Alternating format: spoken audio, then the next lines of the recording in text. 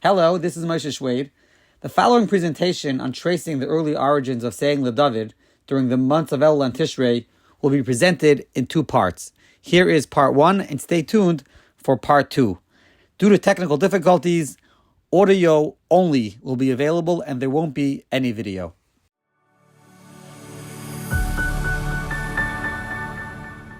Welcome back, Rabbi Dr. Eliezer Brodt. We have another special episode. We did one on Yehuda Halevi, Tisha B'Av time, and it got tremendous feedback and an incredible amount of attention. It had over 6,000 views. And Rabbi Brodt figured people like the content that is not directly related to Parsha or Daf. And let's give it to the people, give it to the audience, and let's see the feedback on this one. So the topic today is tracing the early origins of saying LeDovid Hashem Orev Yishi. Many of us have the minig to say this twice a day, Shacharis. Some say it by Mincha, some say it by Ma'ariv. Some people, if they're fortunate enough to daven by a Sfard minyan Mincha and an Ashkenaz minyan for Ma'ariv, they say it 3 times a day. Now, those we're going to see who don't say it at all, and we are here to learn more about this minig. Rabbi Brodt, how are you today? Baruch Hashem. So, you're going to tell us that LeDovid Hashem Orev has been something I've heard from you. You even have plans one day to write a sefer about. So that means that you've spent quite a few hours, days, months on the topic.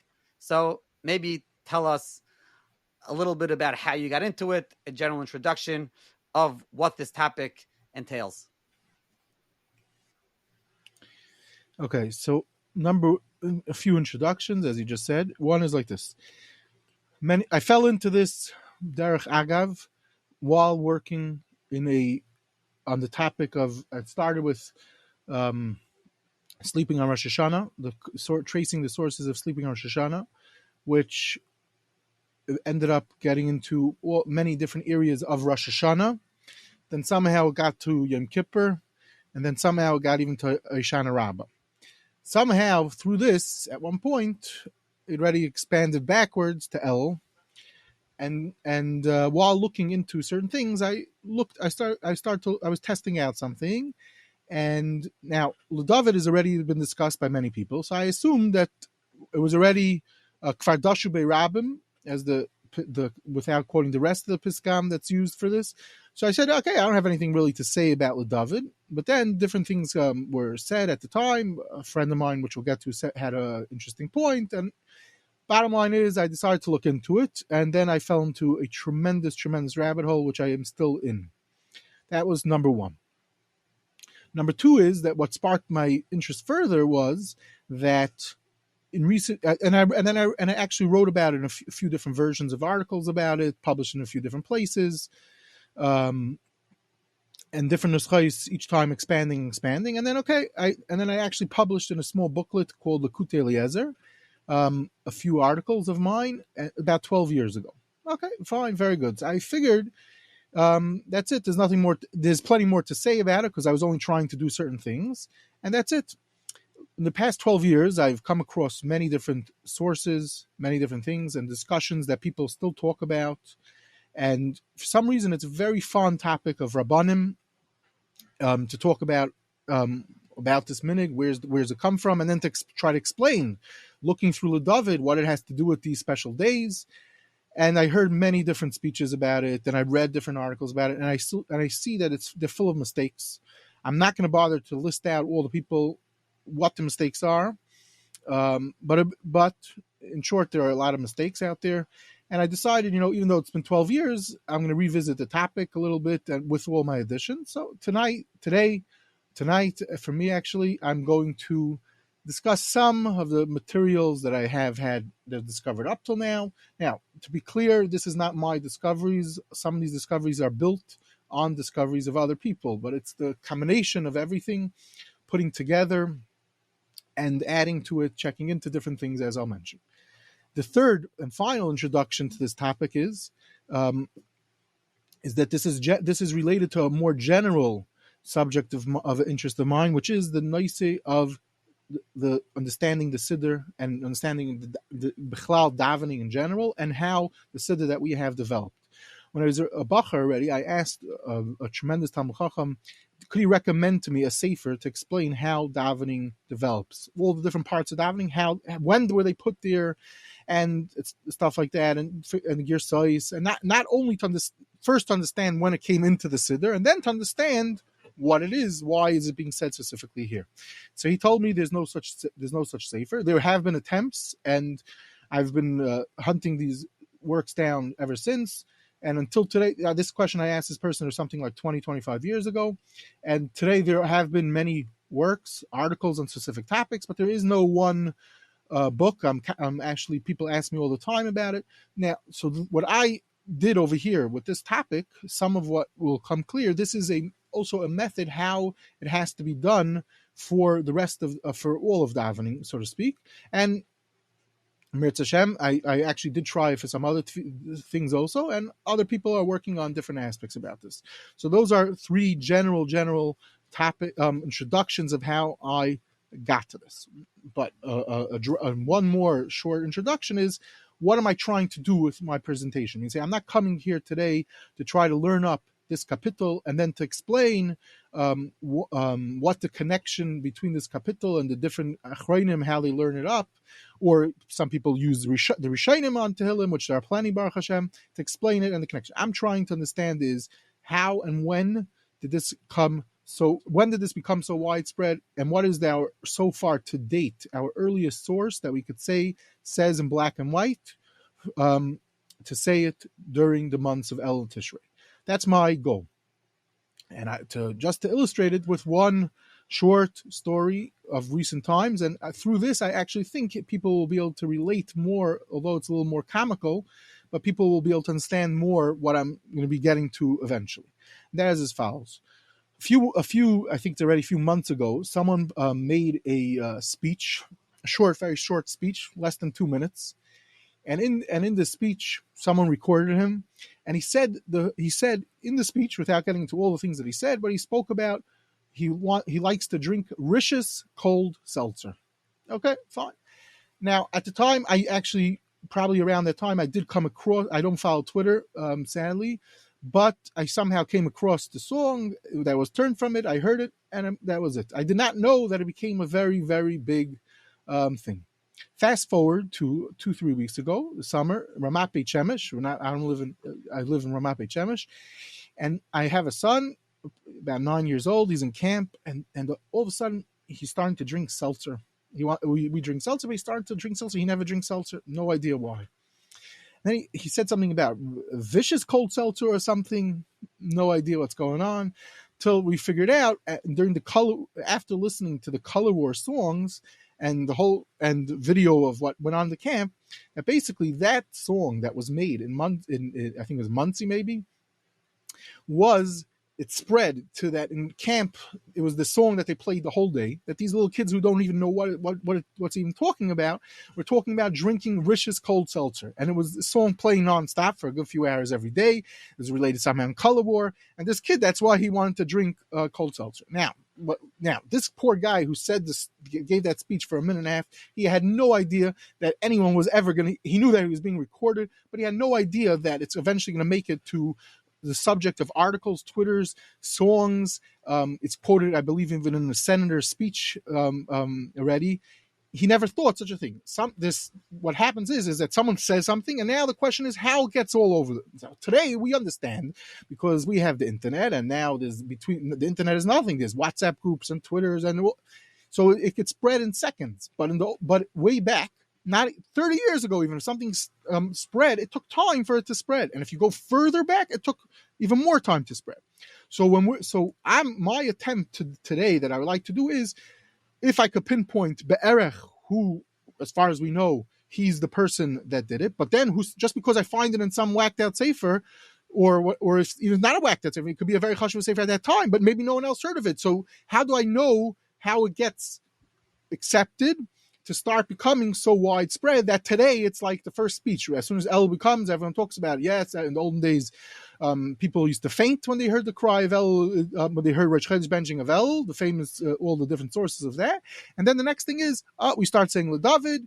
Some people, no, the Gra didn't say LeDovid, I'm a Granik all of a sudden. And the other people are like, okay, we have to say LeDovid, and we say LeDovid, and then somehow it gets in there. So these are my short introductions. Sorry for being so long, but let's get going. Okay. So before you get going, as you've done so well with all the topics you've discussed, has really gone through the history from source till today. Whether how something was learned, or how Efrayim learned, right? How Kachim was learned throughout the generations. I think this is really what you're attempting to do with LeDovid. Where did it start and how did it spread? And where are we today with it? A couple of things. I put this out that we're doing this recording. We got, at this point, I put it out a few minutes ago. One person sent me the recording from Dr. Shner Lyman. Is that something that you're aware of?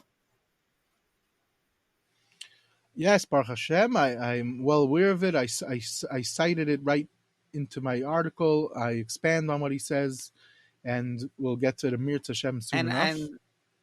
And he definitely enjoyed what I added to the conversation of what he did. I took it much, much further than him.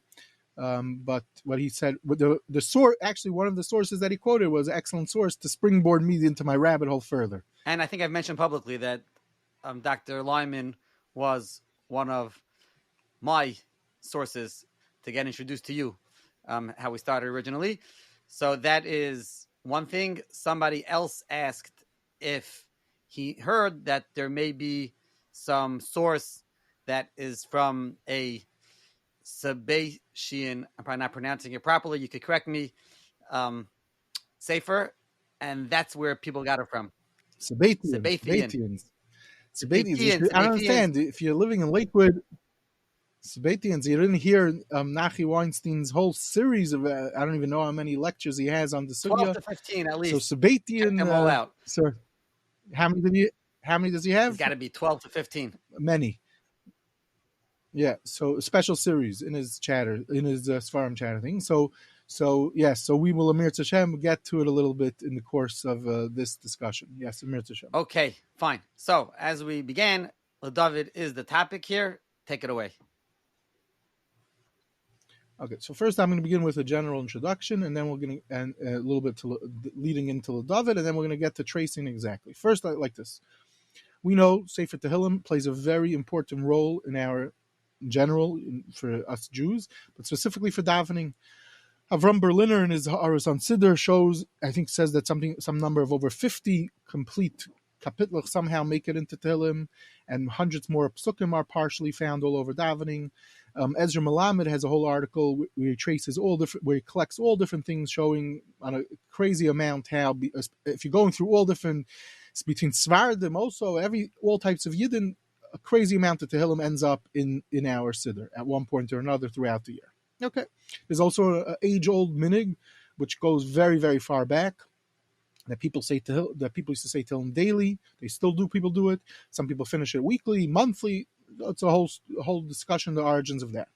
But when you move into Elul, specifically starting Elul, so the Sefer Mata Efrayim, which we'll get to soon, he talks about that there's a minute to finish it a few times, and some speaking of Sabbatians, some people try to link it that this minig really is a Sabbatian minig, but it's not. It's for sure not. Already way before Sabbatians, let's say in Tzfas, in the times of the Arizal, in a letter that was printed, we have that the Taka would say there was a minig to say all of Tehillim over Elul, and so it's not. It predates it.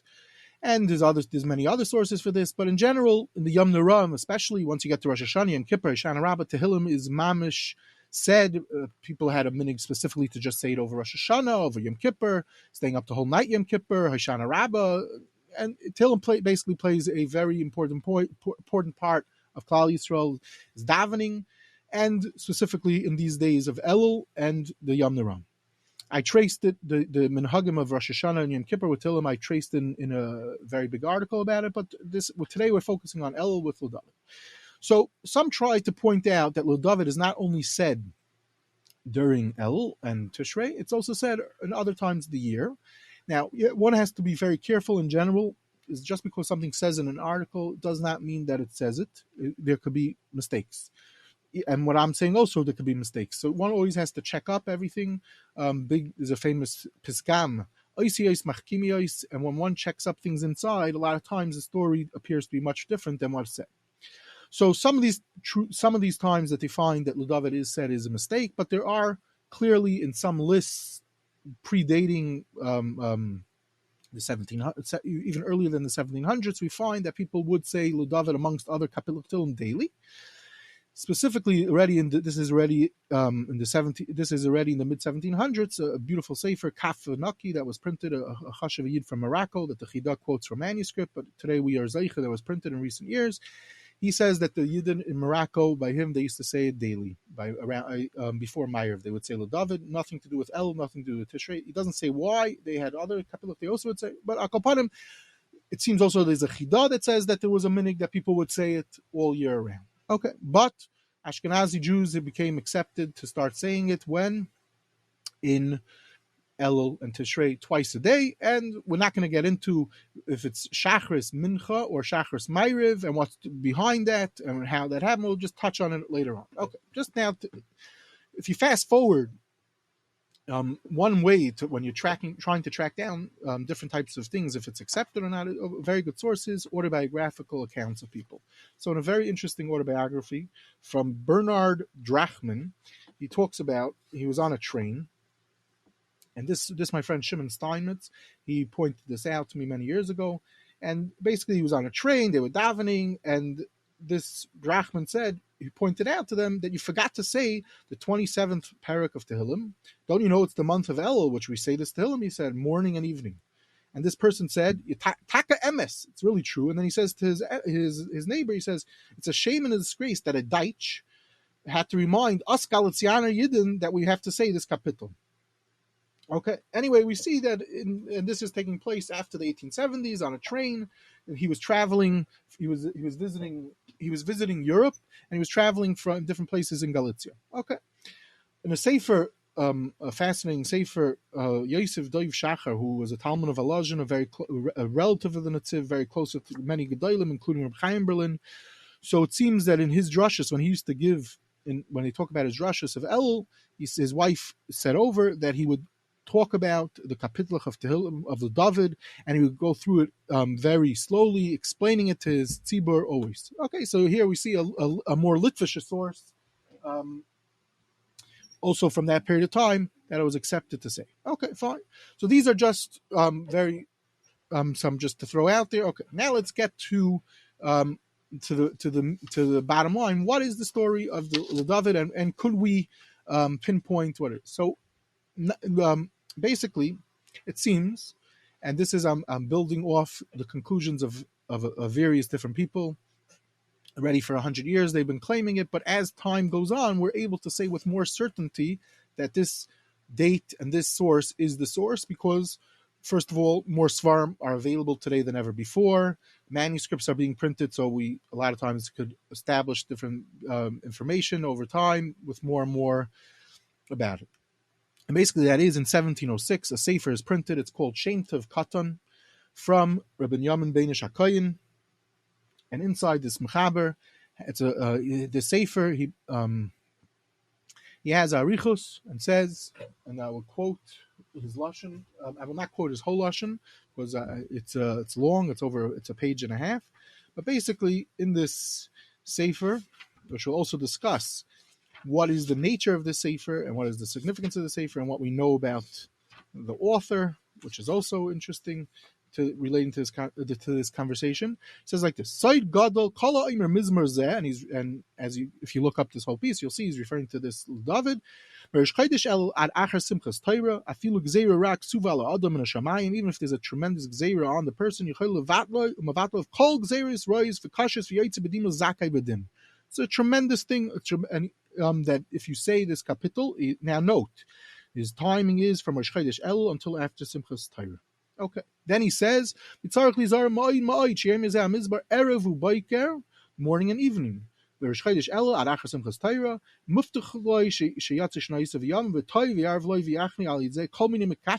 different kitrugim on him. He goes on to Rishus explaining why that is, and this is way above my pay grade. This deals with the Inyanim of Kabbalah, where he shows that with the different aspects that what he sees in this kapitel, not so much what he sees in the kapitel in the Havan of the actual words, but different words represent different things in Kabbalah. As I said, way above my pay grade. And it's over a page about it, and I leave that for the Mekubalim to explain the what's going on over here. Then he says another aspect. He says there's also an aspect to say it on Sheni v'Chamishi of Elul, when you're already fasting, especially on Seres Yimei Tshuva after Shmoneh Esrei. So that's a second aspect of this saying this kapitel. Okay, fine. Now, just because a guy writes this, I'm not saying a guy we're talking about, it turns out a very, very hush of a person, in 1706 in the Sefer, like, how does this get anywhere? How does this get to the Rishus called seltzer that I mentioned in the beginning? So, a few years later, he publishes another Sefer called Amtachas Ben Yamin, and this Sefer also, he mentions the Skula, and this Sefer, he actually even adds another skula relating to saying LeDovid, that if one says it let's say you're in your house and you have a Sefer Torah in your house and you have a klaf with this kapitel of Mizmar of this Mizmar LeDovid Hashemayri, unbelievable. Also, what's going to be opened up for your tefillos, v'chulu v'chulu. He talks about this. Now, then, but he also brings in this Sefer, there he's talking more, I think it's about helping out a school for Magefus, which normally we would say it's not Nogeya today, but it is. I always love hearing from you. You talk about Segulas. Knowing your background, Segulas really get you going. So thank you for sharing with the audience. A skula, yes, definitely. Correct. Now, basically, I'm talking about Yamin, so there he talks about it more, but say there, fine. But still, how does this help us get it out there? So first is that although today this Sefer is not really well known, okay, yes, there's Hebrew books, there's Eitzah Chachma, you can find it easily, but after he printed in 1706, through the 1700s, it was printed 8 or 9 times. So in practical words to explain, that means it was a very popular work. Very considered like sort of a bestseller. Now, why was it a bestseller? Because this is a skula sefer. There's a lot of skulas in here to do, and if you do them, you'll get whatever happens. It's not only a skula sefer. There's other aspects of the sefer, and I'm not going to get into all the different aspects of the sefer, but it has a lot of skulas. But this skula, it's not a stama skula. You give 19 shekel at the time, 3 o'clock in the evening, and your eyes are closed, then who knows what's going to happen. Here, it's saying a kapitel Tehilim, so it's a whole different type of a thing. Okay, fine. So so we now established that it's a popular sefer, and still, but this is not explaining how it's getting into the Siddur. Now, research has shown you cannot find it in any Siddurim before the 1700s. That's a significant thing to prove that, to helping with this date. Fine. But this Sefer only becomes very popular from the 1740s and onwards. I don't know what happened in those 30 years, why it wasn't as popular. But another Sefer comes along, and that is called the Sefer Zechirah. This Sefer is printed in 1709. He quotes mamish this piece from Shem Tov Koton, and he uses the Shem Tov Koton for other stuff. And this is a massive Sefer of skulas, and it became also a best-selling Sefer somewhere from the 1730s. Once you hit the 1800s, the Sefer is printed numerous times. Haloyim, it's a famous Sefer that people love to quote for different skulas that we do. About 10-15 years ago, someone went and tried to figure out most of the Makairos of the Sefer, but one early source was the Shem Tov Koton. So now here we already have the expanding. It's not only the Shem Tov Koton that's the early source, it's the Sefer Zechirah, which was also a very popular Sefer. So we have 2 Segulu Svarim that are very popular in Eastern Europe in these years, and that's the first early sources that have this to say this. But it has help. There's a Sefer called Shaar Hamelech, which is an excellent drush sefer from a Rav, first printed in the 1760s, from Ramartcha, I think he was the Av Bezdin of, I can't even pronounce it, so I'm not even going to bother to break my teeth. But the sefer is a beautiful sefer. I've gone through a lot of the sefer, full of interesting things. And this sefer is also very popular. And from 1766 until 1797, it's printed 6 times. Okay, so it's printed 6 times. But what does he say? He also says the same nakuda, that LeDovid is a special thing, but he adds, he says like this. I'm going to talk about Haminig Hayofe v'Nochain sheyispashe b'roiv hakilos gedolos v'ktanos. So he's already telling you that in 1766, and he's really probably referring to earlier. It's only printed in 1766. That take of Achar Tefillah Parsha Zayin Chaf Shabbatil Mudavar Shemayri, and then he gives his own explanation. What's behind the connection between this kapitel and the Yom Neram.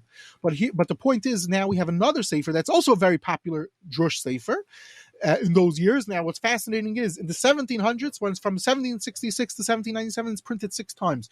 For those that don't understand the history of printing in those days, that means it was also a very popular work. In general, printers didn't print books that couldn't sell. It's printed 6 times. That's beyond popular.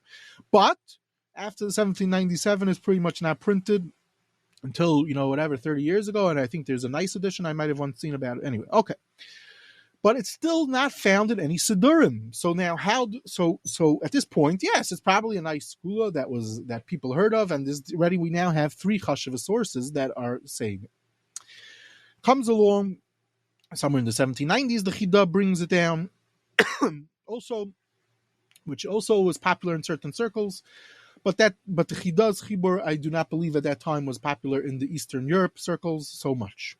But that's a different discussion. Now, in 1794, one of the early Siduri, what's called the Hasidic Siddurim, so to speak, which is based on the Siddur Arizal, which is its own long conversation it's called Siddur R Shabtai.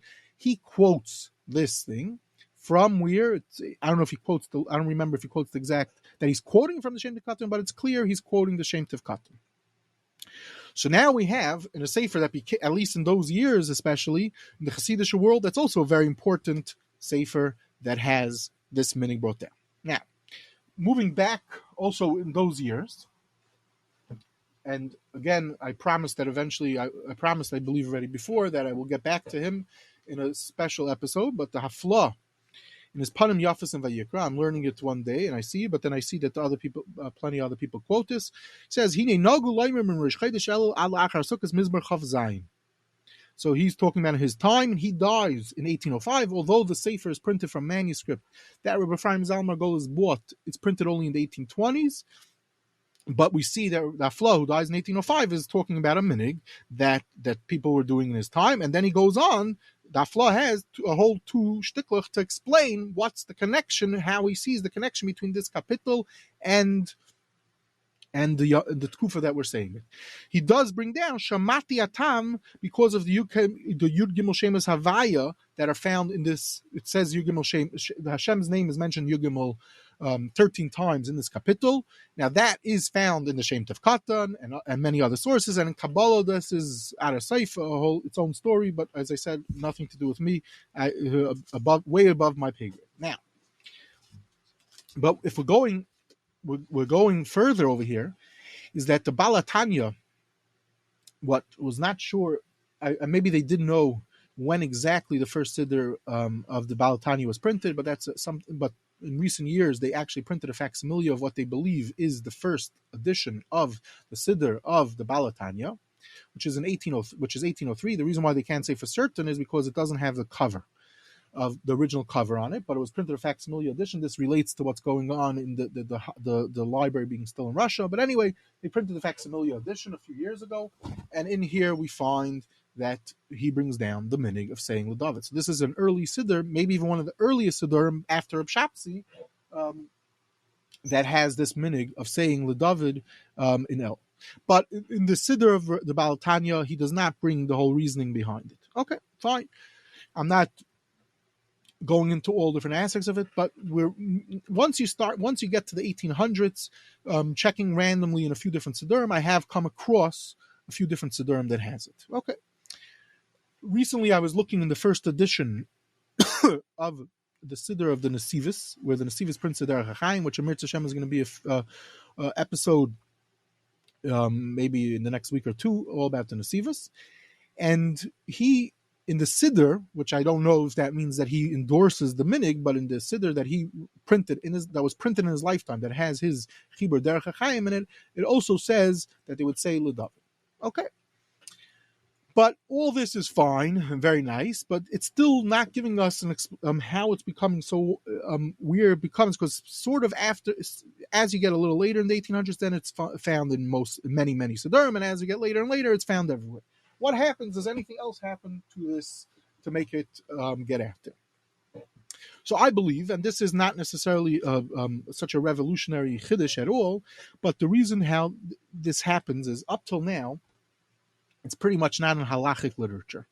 It's pretty much a few Siddurim have it, and these Kabbalah Segulus Svarim have it, or we have this amazing darshan in the Drush Sefer Shaar Hamelech has it, but it's not found in halachic Svarim up to in this period of time. Now the truth is, interestingly enough, there are not that many halachic Svarim in the period of time that we're talking about that really should have it, but the few that maybe on our Chaim that would have it don't have it, such as I would say. I point to the Chai Adam, doesn't mention anything about it. Okay. But when you open up the Mata Efrayim, all of a sudden the Mata Efrayim talks about it a bunch of times. The Mata Efrayim says the following, and this is we'll start discussing it a little more in depth right now, is Noyegim b'Medina Seilum Rish Chodesh Elul ve'Elech Ad Yom Kippur Loimer b'Chol Yom Achar Gemara Tefillah Mizmor Chav Zayin b'Tehilim LeDovid Hashem Oili. When do you say it? Then he says, we say it. Anu noigin loimer ad shmini atzeres va'ad bechlal. Then he talks about other aspects. What about a day with Musaf? Then he says, what about... then he talks about Rish Chodesh, Baruch Nafshi, which goes first. All these are the type of questions that I'm not dealing with today, but there are discussions about that. You mentioned the Mata Efrayim. The Mechaber is Rabbi Efrayim Zalman Margolis. And I know that it's someone who, I don't like using the word about Gedolim, but someone who you have a hero worship towards. Spent many months, years. And we know anyone who learns halacha during these times opens the Mata Efrayim. Want to tell us very quickly how that become a sefer? Why did he write specifically on these topics? Anything you want to add right now? Yeah. Okay, so basically, the story goes like this: anyone and even my Rav, he just began on past Shabbos. He was talking about a Hilchos of Elul. He goes and right away he quotes a few different Mata Efraims. Anyone who learns Mishna Berurah knows the Mishna Berurah brings the Mata Efraim Keseder. So over here, first the Mata Efraim Mamish is as they the Moir the Asra of Hilchos Yom Neram. Okay. Now this figure of the Efrayim Zal Margolis, a Galicianer from the city of Brodt, is mamish not your typical gadol. What do I mean to say? He is very, very wealthy. He's an asken of the city. I once heard a shmooze of Rav Gifter where he said, a balabas like him, halavai. It wasn't a common thing, such a balabas. I was a Efrayim Zal Margolis. What do I mean it wasn't such a common thing? He wasn't a balabas which we have today, Baruch Hashem. We have Chashav Balabatim giving shiurim all over the world. We have Chashav Balabatim writing Chashav Svarim all over the world, in Hebrew, in English. That's not the Chiddush. Efrayim Zal Margolis, in a dar that was a tremendous, incredible dar, was considered by everyone, and when I mean everyone, I mean Hasidim, Litvaks, and even Svardim, till today, as one of the Gedolei Hadar of the Tkufa. Now, I'm not saying this stam, okay, he's a Gadol Hadar, whatever. I mean to say his chuvas, his svarim, in his lifetime, he's been consulted, he's on crazy, he has a crazy kesher with the different Gedolim of the ones that are older than him and the ones that are his age. Let's say, the people younger than him or his age, mamish, we have the Chassam Sofer, Rebbe Kiva, the Chaim Volozhiner, the Mishkanis Yankiv, which everyone knows he has his fights with him, so to speak, but they're not fights. They're tremendous machlokas in learning with not any. Even though people do like to paint it to be some vicious Galicianer versus Litvaks, it's mamish amaratzis to say such a thing, but it's not for now. And Rabbi Shlomo Kluger has a tremendous kesher with Rabbi Efrayim Zal Margolis. He actually gets him the job in Brodt, pretty much. And then the Gedolim from beforehand, such as the Noam Yehuda is a young bacher in his teens. He's already corresponding with the Noam Yehuda on big Erev and Shilas. He has to do with the Shaar a very close relationship with Rabbi Shai Berlin, Rabbi Fall Hamburger, and many others. So he's not just a balabas. He's a balabas that put out many svarim, and in all different areas. As my term is, in his different svarim, he wears different hats. So in some svarim he's a paisik, some svarim he's a mechadish, some svarim he's writing chuvas. He also, anyway, he knew a lot. And another thing that's very famous is that he had a massive svarim library. He was an expert in svarim, manuscripts he owned, and this plays out in a lot of his things. Now, in 1834, after he dies in 1828, tragically, suddenly, out of the blue. Rav Shlomo Kluger describes this, and basically he puts out this massive monograph on Tishrei called Mata Efrayim. It doesn't deal with all aspects of Sukkah, but it does deal with some aspects of Sukkah. But Hilchos Elul and Rosh Hashanah Yom Kippur is incredible. Now, and it became accepted by everyone. When I mean everyone, I mean the Hasidim, HaLoיים, I believe, have a Seder that a lot of Hasidim, they learn Mata Efrayim Yomi during these periods of time. You'll see a lot of Hasidim have it in their Talmid Zekel. And as I said, none other than the Mishna Berurah quotes him Keseder, and that's the Paisik of today, of recent years in the Litvish world. Now, basically, I'm not going to get into Rishus, the style of the Sefer of the Sefer and what's it coming from, but basically everything that has to do with halacha that could possibly do, he writes out very clearly. It's beautifully written, a little poetic even. And he basically touches on everything that could come up possibly in these days. And LeDovid plays prominently, he talks about it about 6 times throughout the Sefer. So this Sefer becomes, from 1834 and onwards, the Sefer of Yom Neran. And I would say this helped, this is the first station, this is the first, so to speak, place that has halachic discussion of when to say it. And we're moving away from the Kabbalistic aspect or the school aspect. We say it. Now there's going to be different questions. What do you do? When do you say it? What about Rish Chodesh, Baruch Hinavshi? All the different shilas that people love to talk about Halayim and bring up Sarai from here and there, and this Luach will say this way, this Luach says this way.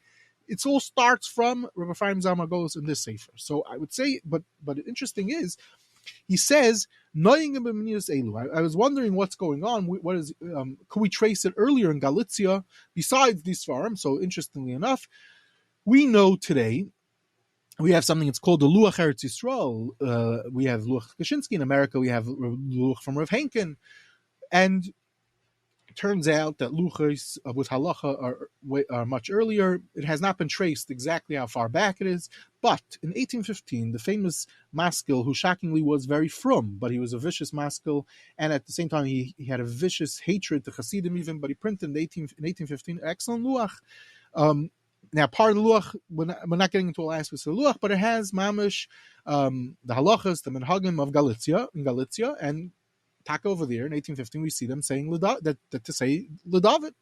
Now, it's interesting. He wasn't pro Kabbalah, but this minig was there because it's a minig and whatever. And also, he had no reason not to put it in there because at this time already, it wasn't a Hasidish minig. Let's say if it would have been a Hasidish minig, I bet it wouldn't have been in there. But those are side discussions. Fast forward, once we know that it gets into the Mata Efrayim, this is basically accepted. It starts. You find it in all different Siddurim. The Kitzur Shulchan Aruch has it. Kitzur Shulchan Aruch source is the Mata Efrayim, and then you can find it in all different places. Now, just to say one nakud about the Mishna Berurah, which I don't have an answer to, is that the Mishna Berurah, I keep on saying he has the Mata Efrayim and he used the Mata Efrayim, but when you look in Mishna Berurah, and there is an answer to it, we won't get into right now, but he brings down, we say, Elu Mizmar of LeDovid. Okay, and he brings the whole quote. How does he say for his source? Achrayim. Doesn't say it's Mata Efrayim. So you'll say maybe Mishna Berurah doesn't have Mata Efrayim. Literally, the next piece, he says about the minig, which people say to be Messiah the whole Tehilim over Elul. Where's the source? Mata Efrayim. So he has the Mata Efrayim. What's going on? Here he quotes Achrayim, Mata Efrayim. So this, obviously, you have to be bucky. I don't know offhand, but there are people that have managed to be Medayik in called Tag Shabbat and Mishna Berurah, and they can explain what it is. Okay. Anyway, bottom line is, we could say that this is sort of what happened. This is the Seder, Shem Tov Koton, Sefer Zechirah, Shaar Hamelech, a few other stops on the way, but it gets to the Mata Efrayim. Once it gets to the Mata Efrayim, that's it. It's everywhere by that time already, and then it's in Siddur. Okay. So this is part one of what the presentation to say. Okay, so it seems like you did a very fair analysis of proving that LeDovid is not just Kabbalistic. And just have to throw in there, I don't know why you keep on saying that you're someone who's not into Kabbalah. I know you gave your address of where you live. You're scared that people are going to be lining up at your door to come to you for brachas. But either way, now it's already halachic and it's there, so we say it. I'm assuming you didn't just decide to do this podcast because you found the source to say it. I'm sure there's other possibilities out there that you want to maybe debunk, other myths about LeDovid they want to speak about. Okay, but now, so B'Tayris Hagdama, and this was another piece of a puzzle that added me to get into this, to go down this rabbit hole of LeDovid, was the following. Up till now, I'm saying, and as I said, it's not me that discovered the Shem Tov Koton. There were people that suggested the Shem Tov Koton over the years. One such person was the Chashavar Shmuel Ashkenazi. But earlier, even I have a list of different people that realized it is the Shem Tov Koton. But today, to say very, very certainly 1706 is nothing earlier, what happens? A friend of mine, Dan Rabinowitz, he's the founder of what some people might know, the Svarim blog. And many years ago, he wrote a small piece about a sefer. And this sefer, he wanted to say, could show mamish, give us more of a period of time when that it doesn't come from earlier than a certain time, because this sefer would have brought it down. What is he referring to? So, in a few years ago, we're going back to 2003. Someone in Bnei Brak put out a sefer on saying Shir Shal Yoim. So already then, and this has been a minig, especially in today, is that you don't just put out a sefer on the topic, a lamdish sefer, you try to find if there's a Jakava sefer that's going to be relating to your topic. So somehow he came across that there's a sefer printed in Lublin in Tuf Lamed Zion. Now, it's not clear if it's printed in Tuf Lamed Zion. It could be Tuf Lamed Zion till Tuf Mem Beis. Now, Tuf Lamed Zion is Hebrew. So how do we get that translated into English? You'll have to give me a minute or two, and I'll tell you the exact date while I'm talking. But this is in the 1670s, 1677 it is. And basically, what's the sefer? So this is a person who survives Tachvatat, which is in the 1640s. He's a nephew of a great gadol at the period of time. And we're not going to get into the whole history of the sefer, but it's called Shiry HaLeVim. Now, what's Shir HaLeVim? It's a sefer which talks about the kapitlach Tehilim, one should say, daily, yearly. On Shabbos there was certain kapitlach. On Yontif there was certain kapitlach, we know. And weekday there were different kapitlach that people would say besides the Yoim and everything like that. And besides for all this, when he talks about his stuff, so first I'll give an example. So we know. So he begins a sefer. We know Parak Aleph. He talks about the Shir Shal Yoim that we say. Fine, very good. But then he shows what about Ma'ariv. So he says there was a minig to say Kapitel Kuf Mem Aleph Kuf Mem Beis. Where does he get it from? He brings you down a source from it at the period of time, and then he shows let's say Chatzos. So Tikkun Chatzos has the following Kapitel Tehilim that we're saying. Svardim, they would say before Baruch Shamar, he brings down. They would say Mizmar Lamed, which is Mizmar Lamed, Mizmar Shir Chanukas Habayis. Now, what's interesting is he says what he say Hasvardim Nagu Loimer Kaidem Baruch Shamar Mizmar Lamed. Understand what? Svardim, we say it daily in Ashkenaz. We say Mizmar Shir. Anyway, obviously that's its own rabbit hole to go down of Mizmar Shir when this happened, when they get put in the Siddur. And interestingly enough, shockingly, the Mizmar Shir is not in the Siddur, in at least all Siddurim, way on. It's also more later than one would imagine. Okay, fine. Let's say after Aleinu, people say Mizmar Pevav. Anyway, this is a whole sefer about it. Not a big sefer, it's a sefer. Now, Interestingly enough, there's only one copy of this Sefer survived. It's during this period, in this rough period of time going on. After Tachotat, still it survived in the Oppenheim. It's in the Oppenheim Library, which is his own shmooze, and somehow he got a copy. Hebrew University does have a copy of it, and he got a copy, and he put it out with notes. Now, what's significant about it? Not only does it so that this person goes ahead and he gives you barichos which kapitluch were said, is what he used to get this. He had manuscripts. He had all the svarim at the time. This is after the Arizal. And he quotes from the Maggid of Beis Yosef. He had a manuscript of Maggid of Beis Yosef. He quotes many Arizals. He had Siddur Arizal in manuscript. This is way before Siddur R Shabtai that was quoted in 1794. He has other stuff for the Arizal. He has the Shlah. He has the Zohar. He has Sefer Kavanos of Chaim Vital in manuscript. And he has many other things. He has a rich library, which is its own discussion. What you see over here is, but let's get to Elul. There's no mention of saying this. This Sefer's Kiluv encyclopedia on saying Tehilim, which kapitluch, and he was busy tracking it down from all the sources that would have said it. So let's say someone's going to tell you there's really a manuscript of the Arizal. He would have known about it. So the fact that till today we have incredible discoveries with the Siddur Arizal, and Arizal discoveries has been in the past 50 years and even more recently, is Mishna we can map it out thanks to the incredible work of Rabbi Yosef Avivi and everything else, and we haven't found it there. So you can't come and say, oh, it's an Arizal, but we don't have it. We now have, thanks to the work of Ahavat Shalom from Rabbi Yaakov Hillel's Machon and everything with him, and the manuscripts, it's not there anywhere. And this is a person from the so now we could show you that we're already breaking down the dates, because if this Sefer is 1670s and it doesn't have this LeDovid, and that's the theme of the Sefer, he would have tracked it down, he would have heard about it. So this was the raya from this good friend of mine, Dan Rabinowitz, that it's going to be from the 1670s to the 1706, 1707 from the Shem Tov Koton. So now what's left is a very short window of years that one has to find the Siddur or Siddurim that have it, and we have yet to find it. Now it could be that it's before the Shem Tov Koton. Why? We'll get to it. But this was why I'm saying with much more certainty than has been said. This raya, the Sefer, was very rare. It was only printed in, as I said, 2003. Okay, fine. Let's move on. But are there other possibilities you mentioned? So number one, there's a Sefer called Sefer HaMussar, which is printed in 1671. You open it up, and it has LeDovid in there. Great. Now, besides, there's a whole mystery behind the Siddur, but Shmuel Ashkenazi has proven that the editions where this chelik, where it talks about LeDovid, is taken from the Sefer Zechirah, which we mentioned is printed much later. So it's not in the original editions in the 1671 edition. So we knocked off that you don't have a raya from there. Okay, fine. But as I said already, people like to tie this to the Arizal. So is there a way to tie this to the Arizal? So it turns out there is, and for a long time, this is how it was tied to the Arizal. Okay, so another possibility that's been suggested, and this is a very important suggestion if it will turn out to be true, is Reb Chaim HaKohen. Chaim HaKohen, we know that everyone knows that Arizal had one Talmid Reb Chaim Vital.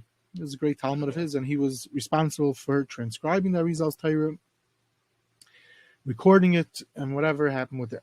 Now, Chaim HaKohen was a Talmud Muvak by Reb Chaim Vital. We have Svarim of Reb Chaim HaKohen, many different Svarim, and even in recent years we have a Siddur of Reb Chaim HaKohen. But it turns out that in 1741, a Yid Rebbe Badi put out a Siddur, calling it Shaar Rachmim, Shaar Ratzon, and he says in the Shaar, and I quote, that this is taken from where? From Milukim Mikisvei Harav Elikai Chaim HaKohen, who got stuff from where? Ashalike Mikisvei HaKodesh Elikai Arizal, and it has Kavanas and everything like that. So, if we could find in this Siddur 1741 and it's linking it now from Reb Chaim HaKohen to the Arizal, that would be amazing. And we open up this Siddur. In the back of the Siddur, where it talks about Elul, and it has a ganze shtickle mamish. The same piece of the Shem Tov Koton could be found here. So the 1706, it could be, is that now what happened? We could say very simple. Rabbinish HaKohen, he stole the manuscript of Reb Chaim HaKohen's materials. That's really from the Arizal, and that's what's going on over here, and that's how it's in the back. But it turns out that we know that this Siddur is not such a reliable Siddur. First of all, the Siddur, one of the publishers involved with the Siddur just took a lot of material from a Sefer Chemdas Yomim, which we'll discuss shortly. But more than that, is already a great makubal from that time, who wrote a Sefer Mincha Saita that was recently printed from manuscript. Marakim Makubal writes that you cannot rely on anything in this Siddur Shai Rachmim. It's nothing to do with Reb Chaim HaKohen. It's not liable. So we already have that this it loses out. It's to say that in 1740 we have now getting it back to the Arizal. But that's if someone was alive then, he wouldn't know this. This piece of manuscript that I'm quoting to tell you that the Siddur is not reliable from Reb Chaim HaKohen is only printed by Meir Ben Yohu in more recent years. So not necessarily is someone going to know. So it's not fair if we find that, and we do find different svarim, including Rabbi Verkeach way back in the Sefer Shaar Tefillah. He traces LeDovid. Where is it coming from? Reb Chaim HaKohen from the Arizal. Problem is like this.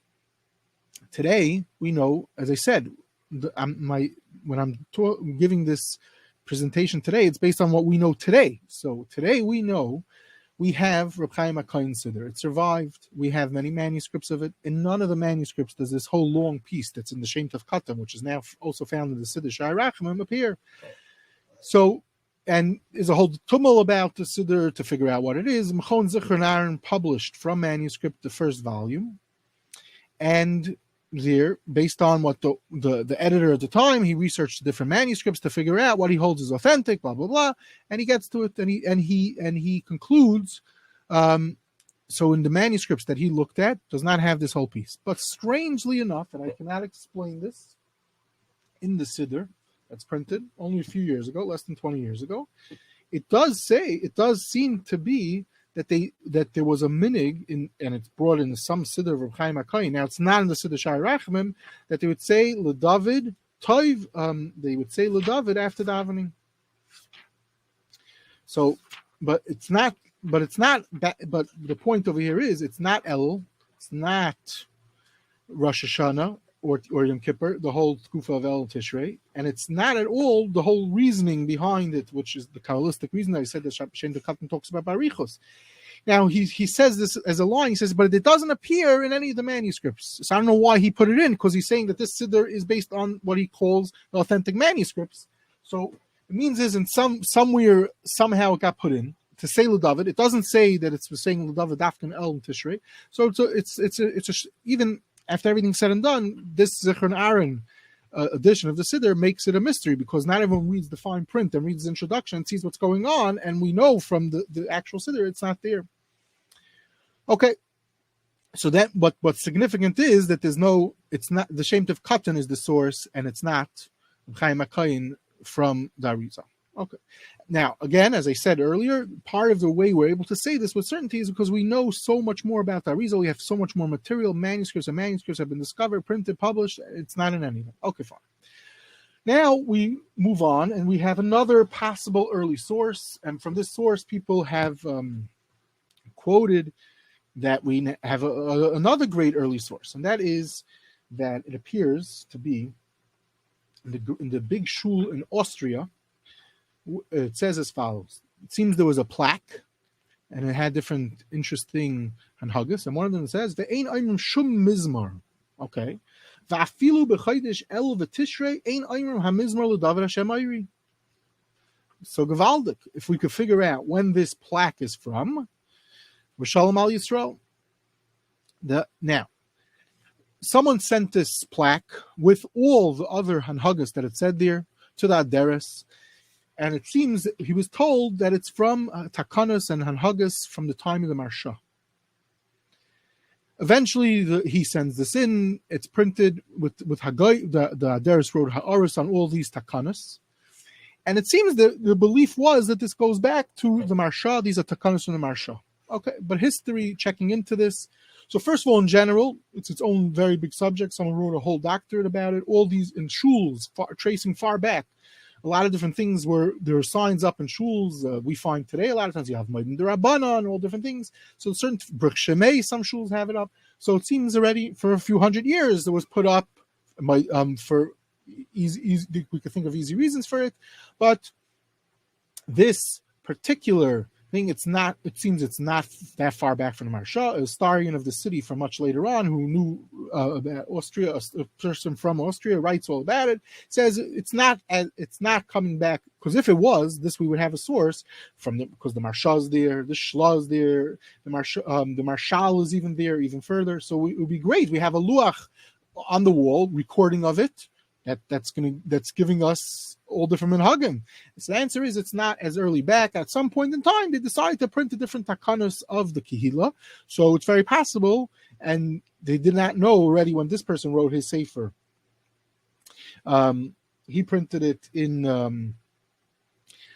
the late after 1900 already, but he had a lot of archive material of the city and everything. They didn't know when it was, but they definitely knew it wasn't that far back. So we cannot say that it's from the Maharsha. And why am I now, with what I began earlier saying, the whole story with the Sefer Shiray HaLeviim that's printed in the 1670s, if it was in the Maharsha, Shla, Marshal, it would have made it in here, because this is an Ashkenazi Sefer, the same regions traveling and everything. So it would have been known. He would have definitely quoted it. He would have quoted and said, it's a good chance he would have said, by the way, the Maharsha, he would have known about LeDovid. And as I said, he doesn't know anything about this LeDovid. So it's funny that they went out of their way in Austria in the time of the Maharsha to say, we don't say LeDovid, no one's saying LeDovid anywhere you talk. Okay. Now, you mentioned earlier in the introduction that someone wrote into you, is it a Sabbatian minig or whatever? So this gets to this will be one of the last parts of today's presentation. That is as follows. There's a Sefer, and Sefer is called Chemdas Yomim. And the Sefer Chemdas Yomim is printed. It's printed a few years after the, I think it's 17, it's in Tuf Tzadik Aleph.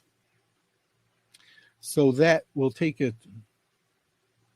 to the later 1700s, about 20 years after the Shem Tov Koton. And what happens is this Sefer Chemdas Yomim also has the minig of saying LeDovid. So what happens is like this.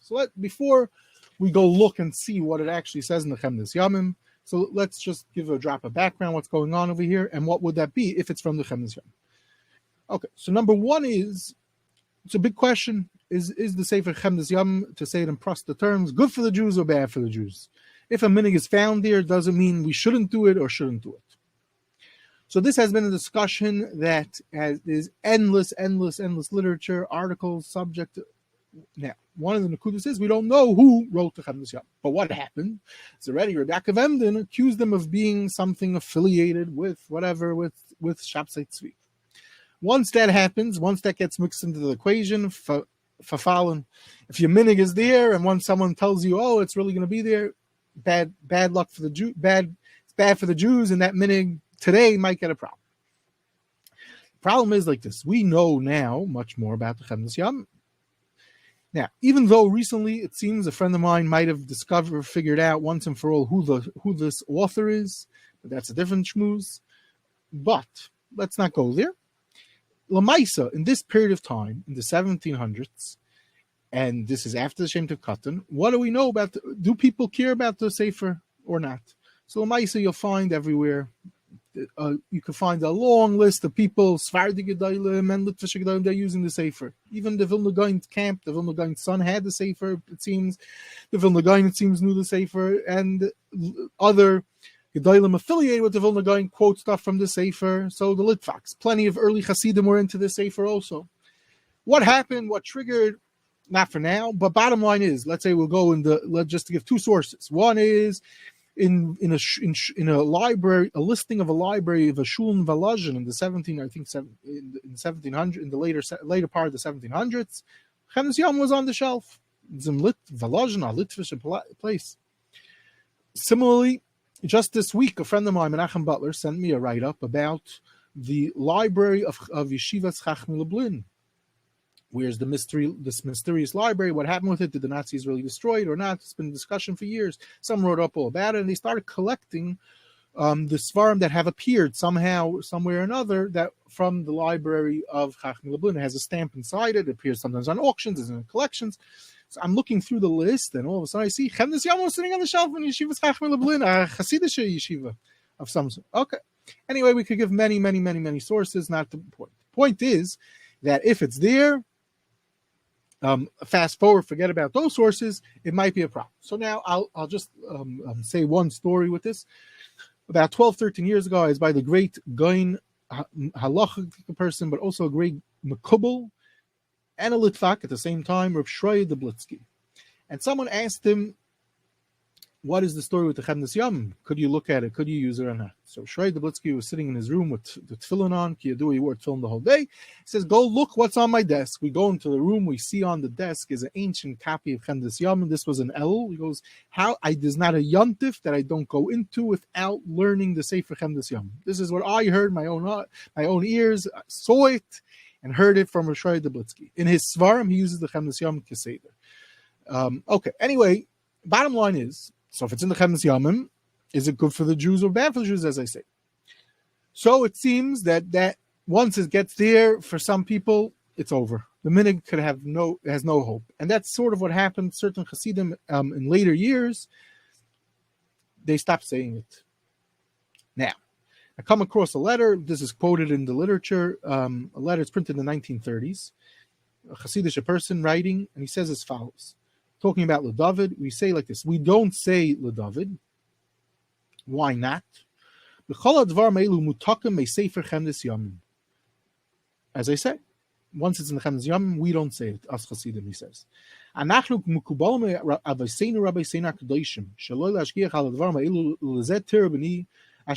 he talks about a different tefillah that we say, that the Efrayim handles and others. They didn't realize it's coming from the Chemdas Yomim. Says, so what about Amiris LeDovid? Yadu bevadai, that I knew that the Chayzim Leblin would not say it. The Yehudi HaKadosh. And he has the Ropchitzer didn't say it. Why not? Because of this Nakuda, LeDovid is from the Chemdas Yomim. Then he says, I was in 1927 by some others in Poland, Enikol from the Yehudi HaKadosh, and he said, bevadai, that the reason why that he wouldn't say it is because of the Sefer Chemdas Yomim. It's in that Sefer. Okay? He says also, the Goyin Rabbeinu Mitzans will not say it.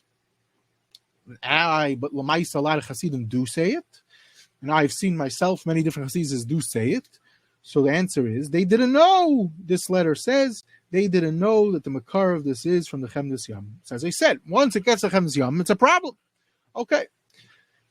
Gewaldig is it, but the problem is, and now if we fast forward in recent years, even Chashuva people have written in their Svarim, Hasidim don't say it, as we know, Sans didn't say it, so we can't say it. Okay, great. But let's understand this for a second. Is it really in the Chemdas Yomim? And the answer is, let's open up the Chemdas Yomim. We open up the Chemdas Yomim. And if you recall, in the beginning, I quoted a whole long lashon from the Shem Tov Koton about the minig and the reasoning behind the minig. And he says when to say it and all different things. And now I'm going to read you a line and you tell me if this is what it says here. It says, Anoichi nahagti gam mizmar chav zayin, to say LeDovid, u'mizmar lama gimel, b'chol echa mehem shloisha esher shemois, because it has shloisha esher midos, v'nachon lo'imram l'roish hashmaris b'slichos lo'ira rachmim, from a shchaydish Elul ve'elach genoida. Now, nothing personal. This is not at all the minig that's found in the Shem Tov Koton. This is not the minig that we're talking about the whole time. Because, yes, he had this minig to say it, and the reasoning is this Kabbalistic reason the Panim Yofos brings down. It's also found in the Shem Tov Koton. But now, first of all, is the Shem Tov Koton is printed before the Chemdas Yomim. Recent literature has shown the Chemdas Yomim used the Shem Tov Koton and many other such svarim. He was a malakit. Some people would use a more grubber term of a plagiarizer. Maybe it's not a grubber term. That's his own conversation. But the point is that if you open Nechsi Sefer and look inside, it's not the minig at all of ours that is, which the Shem Tov Koton says, to say it from when? From El till Simchas Torah, and 2 times in the day, when to say it. This is not what the Chemdas Yomim says. You can look high and low through all the Chemdas Yomim, you will not find this minig. So the answer, so it's very interesting that the Hasidim, at least late, because what's also interesting is like this. The Panim Yofos doesn't, who will discuss his Hasidic origin or not, but we'll go for this episode that he's Hasidic. He has no problem with it. And as I said, the Siddur R Shabtai in 1794, also the Siddur, one of these Siddur, they have no problem with it. So they don't know it's Chemdas Yomim. Later on, we know Chemdas Yomim. It's clear is they knew the Chemdas Yomim. They didn't have a problem with it. And it turns out these later people, they never saw the Chemdas Yomim. Once it gets a bad name and it's Chemdas, it's not only Minig. Chasidim, they won't, certain Chasidim especially, they won't say. Okay, but it's obviously a very big arichos in the Hasidic world. What's the story with the Chemdas Yomim? There was a back and forth about it in various articles in the Heichal HaBesht Kovitz a bunch of years back with interesting stuff about it. I'll call Panim. The bottom line is that it's not Chemdas Yomim, but Shaila is like this. Okay, but we know. What I do not doubt is this Makar and that Sans Hasidim and other Hasidim I've heard from different people, and I'm sure people have come across, and Hasidim don't say it. So first of all, it is interesting, and I come across this recently, and people, it seems to be a very known thing. Shabtai Tzvi people, without getting into, as I refer you to, for example, the chatter, the Nachi Svarim chatter, all the different lectures on it, all different things that he did. But one of the things was Sefer Tehilim did play prominent in what we now have from Anhagas Nasan Azati that were published, and saying Tehilim Bechlal and different things. Especially is Mizmar Chaf Aleph. Listen to this. When was it said? By Sabbatians 3 times a day, even in some sources. Says the Nain de Yehuda in a tshuva. Okay?